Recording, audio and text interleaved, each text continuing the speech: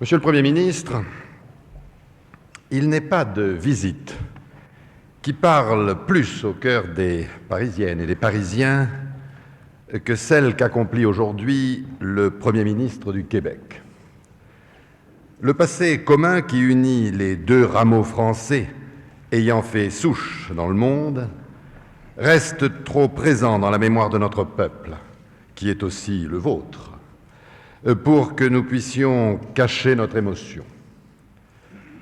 Paris qui n'oublie jamais, Paris qui s'attache aux grandes causes, surtout quand elles sont à la fois raisonnables et romantiques, porte au destin du Québec une attention soutenue et un intérêt fraternel à se mettre à l'écoute de leur peuple.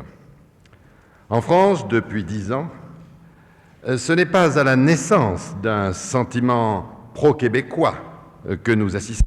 Ce peuple est aujourd'hui rassemblé autour de vous, car vous l'invitez à gravir la voie la plus difficile. Le monde doit en effet savoir que, pour le Québec, dans la situation qui est la sienne, c'est l'abandon et le renoncement à son identité qui auraient constitué la solution de facilité. Parisiens, au nom de mon conseil et en mon nom personnel, je salue en vous celui qui s'est lui-même assigné le redoutable honneur de façonner le Québec de demain, tel qu'hier le général de Gaulle l'avait pressenti.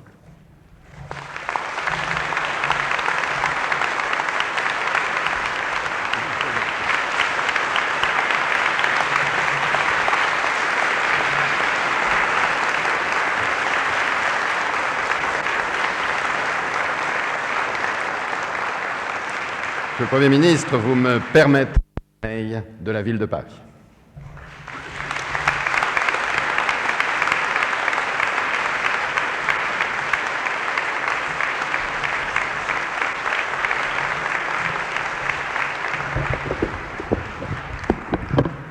Monsieur le Premier ministre du Québec.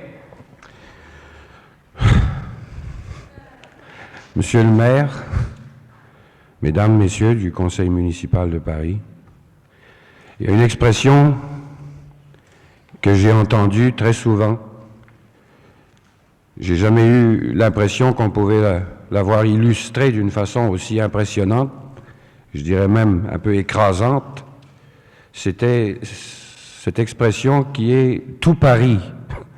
J'ai l'impression, évidemment, le prestige polyvalent de Monsieur le maire y est pour beaucoup. J'ai l'impression que vraiment c'est tout Paris qui est ici. Et comme hier, au moment où les représentants du peuple m'ont fait l'honneur au nom du Québec de m'accueillir comme vous l'avez sûrement appris, qui vient du fait qu'on est fondamentalement tous de la même famille. Et je voudrais en profiter puisqu'il a évoqué cette reprise de l'intimité naturelle et naturellement si chaleureuse entre la France et le Québec. C'est facile maintenant, parce qu'il y a une amitié qui s'est développée, qui je crois est inébranlable et qui résisterait à tous les à-coups. Mais non seulement de maintenir, mais chaque fois d'essayer d'amplifier, d'intimiser, si vous permettez l'expression, un peu davantage, ces liens qui nous unissent et qui de plus en plus, sur tous les plans, nous rapprochent les uns des autres et nous rappellent que même si 2 siècles de séparation nous ont fait différents à beaucoup de points de vue. Nous avons, nous, la personnalité d'un peuple nord-américain. Mais même, encore une fois, si vous permettez, je vais vous dire à quel point je suis sûr tous les Québécois et toutes les Québécoises vont être extrêmement sensibles à l'accueil que vous nous faites, mes collègues et moi-même.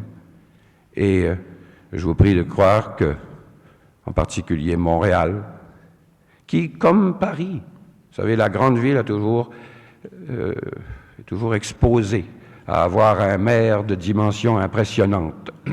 Comme Paris est chez nous la ville métropole, qu'à Montréal, cet accueil que la ville de Paris nous fait, après l'Assemblée nationale qui représente l'ensemble du peuple français, trouvera des échos qui vont durer longtemps et qui vont servir à raffermir et à réchauffer encore, si c'est possible, ces liens complémentaires qui existent entre nous.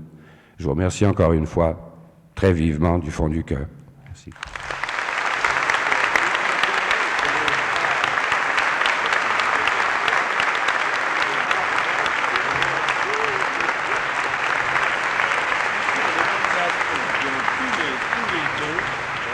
mais non.